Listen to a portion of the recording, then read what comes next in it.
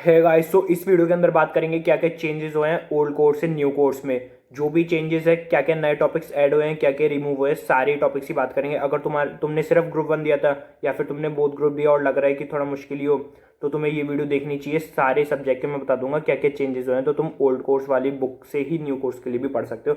कुछ topic remove हुए हैं और कुछ टॉपिक ऐड हुए हैं, तो वो सब मैं तुम्हें बता दूंगा सब्जेक्ट वाइज। तो साथ में अपनी बुक जरूर खोल लेना और उसमें मार्क करते जाना, ताकि बाद में दिक्कत बिल्कुल भी ना आए। और नए टॉपिक्स तुम यूट्यूब से पढ़ सकते हो, क्लासेस लेने की ऐसी कोई रिक्वायरमेंट नहीं है मेरे ख्याल से। तो देखो, सबसे पहले बात करते हैं अपन अकाउंट्स में। अपना अकाउंट्स पेपर 1 था, उसमें जो भी सारे एएस थे ना, वो तो सारे हैं अभी, ठीक है ना। उसके बाद बात करते हैं चैप्टर के बारे में। तो अपना था ना प्री एंड पोस्ट इनकॉर्पोरेशन, जो कि बहुत ही ईजी सा चैप्टर था, वो अकाउंट्स में से हट चुका है। मतलब तुम्हारा जो नए सिलेबस में एडवांस अकाउंट्स का पहले पेपर 1 है, उसमें प्री एंड पोस्ट नहीं आएगा, ठीक है ना। उसके बाद है अपनी उसके अगले 3 chapter, bonus issue, preference share और डिबेंचर्स का रिडेम्पशन। ये तीनों चैप्टर फाउंडेशन में हो चुके हैं, मतलब अपने लिए तीनों का हट चुके हैं इंटर में से। वैसे तो ये सारे ही आसान थे। इन्वेस्टमेंट डिसीजन, इस वो इन्वेस्टमेंट अकाउंट्स जो था, बहुत ही ईजी चैप्टर था, वो है अपने अभी भी, ध्यान रखना, उसको टिक कर लेना। उसके बाद बात करते हैं इंश्योरेंस क्लेम, हायर परचेज और डिपार्टमेंट्स। ये सब भी हट चुके हैं, डिलीट हो चुके हैं। उसके बाद बात करते हैं ब्रांच अकाउंटिंग। ब्रांच अकाउंट तो तुम्हारे सिलेबस में है अभी भी, ठीक है ना। उसके बाद इनकम्प्लीट रिकॉर्ड वापस फाउंडेशन में शिफ्ट हो चुका है, कोई दिक्कत नहीं है। थोड़ा बेकार से चैप्टर लगता था मुझे तो वैसे, क्योंकि बड़े बड़े क्वेश्चंस करने में थोड़ा जोर आता है, इसलिए वो फाउंडेशन में हो चुका है, तो वो भी कर चुका है। तो मतलब जो भी चैप्टर बचे हैं ना, वो ईएस मीन तो वेटेज ज़्यादा पकड़ गए, बस ये है, ठीक है ना। अब बात करते हैं एडवांस अकाउंट्स में क्या क्या है। एडवांस अकाउंट्स में देखो, जो भी एएस थे ना, सारे एएस हैं एडवांस अकाउंट्स के अंदर। जो भी एएस थे वो सारे एएस हैं, मतलब दोनों के एएस ही एएस भर गए अब इस बार, ठीक है ना। और बात करते हैं पार्टनरशिप के बारे में। चैप्टर 2 है ना एडवांस अकाउंट्स का, पार्टनरशिप, वो भी हट चुका है। वो भी फाउंडेशन में गया है, कुछ टॉपिक डिलीट भी हुए हैं, कुछ फाउंडेशन में गए हुए हैं, तो इंटर से तो हट गया वो। पार्टनरशिप की भी कोई दिक्कत नहीं है। अब है बायबैक। बायबैक में तुम्हारे पास 2 टॉपिक थे, एक तो बायबैक शेयर्स का और एक था डिफरेंशियल वोटिंग राइट्स वाला। वो तो वैसे भी रेलिवेंट ही था, उसका एक बेकार सा क्वेश्चन ही था, तो वो तो हट चुका है। लेकिन बायबैक है अपने सिलेबस में। जो डिफरेंशियल राइट्स था ना, वो हट चुके हैं, बस बायबैक है सिलेबस में, ठीक है ना। ईसॉप जो चैप्टर था, वो अगेन डिलीट हो चुका है, ठीक है ना। और अमेलगमेशन और इंटरनल रिकंस्ट्रक्शन, ये जो चैप्टर है, बहुत ही अच्छे अच्छे चैप्टर है, आसान से चैप्टर हैं, ये सब हैं अभी सिलेबस में, ये दोनों हैं, ठीक है ना। उसके बाद बात करते हैं liquidation, banking company, NBFC company. भाई ये तीनों टॉपिक तीनों हट चुके हैं सिलेबस में से। उसके बाद बात करते हैं अपन सीएफएस, जो कि अपना शानदार टॉपिक है। सीएफएस अभी भी है, ठीक है ना। अब इसके अंदर मैं तुम्हें बताऊंगा क्या क्या नई नई चीज़ें ऐड हुई है, क्या क्या न्यू थिंग्स ऐड हुए हैं, कुछ नए नए एएस ऐड हुए हैं, ठीक है ना। सबसे पहले है अपना ES15। लिखते जाओ, ऐसा करना है, तुम बुक पे वहाँ पे इंडेक्स है ना, उसके नीचे ही ये सब एएस लिख लो। बाद में तुम ये एएस सर्च मार के सीधा यूट्यूब से पढ़ लेना, ठीक है ना। ES15 है, 23 है, 25 है, 27 है, 28 है।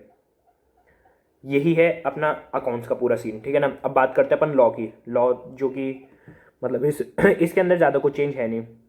अपनी जो कॉर्पोरेट लॉ थी ना, स्टार्टिंग के 10 चैप्टर जो पुराना था, सेम वही है, कोई दिक्कत नहीं है।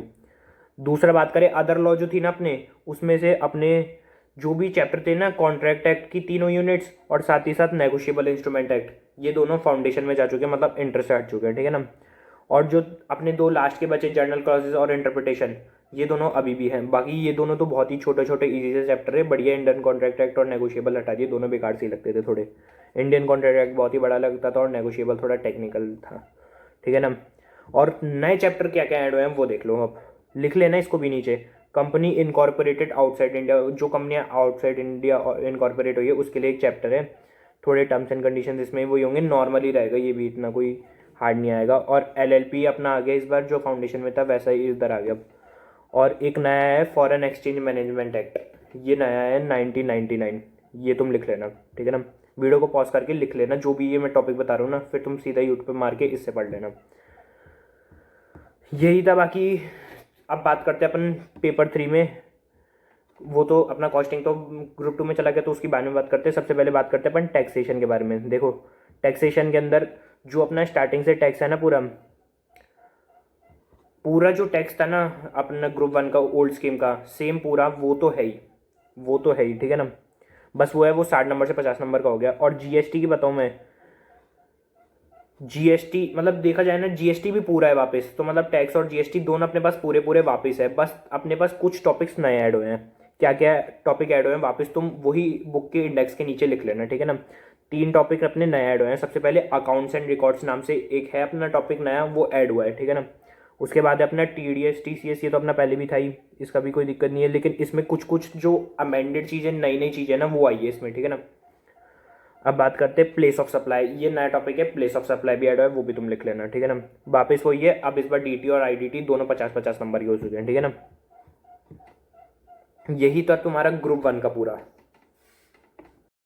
अब बात करते हैं ग्रुप 2 के बारे में। देखो ग्रुप 2 में कॉस्टिंग में, सबसे पहले कॉस्टिंग की बात करते हैं। कॉस्टिंग में एज सच कोई भी चीज़ नहीं है, सारा वही है, कुछ कुछ टॉपिक्स है जो तुम जैसे जो टीचर से पढ़ोगे ना, वो तुम्हें बता देगा।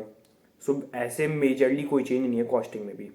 अब बात करते हैं अपना पेपर से मतलब 5 इसमें, तो ऑडिट के बारे में। ऑडिट में एक नया चैप्टर ऐड हुआ है, completion and review. Completion and review नाम से एक नया चैप्टर ऐड हुआ है, इंडेक्स के नीचे लिख लेना ये भी। बाकी सेम पूरा वही है, ठीक है ना। मैं जो भी चेंजेस बता रहा हूँ ना, ये सारे मेजर जो चेंजेस हुए हैं, जो एडिशन डिलीशन हुए हैं, वो है ये। माइनॉरिटी जो चेंजेस वगैरह है ना, वो तुम जैसे कोई टीचर वीचर से जो भी वीडियोस वगैरह देख के पढ़ोगे ना, वहाँ तुम्हें टॉपिक्स वगैरह जो डिलीटेड हुए हैं वो वहाँ तुम्हें समझ आ जाएंगे, ठीक है ना। FM SM के बारे में देखो, FM में एज सच कोई भी चेंज नहीं आया, कोई भी। और SM की बात करें ना, SM के अंदर कुछ टॉपिक बस इधर उधर चैप्टर में चेंज हुए हैं, बाकी थोड़ा परसेंट, थोड़ा सा पोर्शन अपना न्यू भी आया है। कुछ टॉपिक है बस जो नए नए हैं, बाकी सब वही है। तो जब तुम किसी टीचर वगैरह की वीडियो देखोगे ना पढ़ने के लिए, तो तुम्हें वहाँ पे नए नए टॉपिक समझ आ जाएंगे। तो यही था जो भी चेंजेस थे।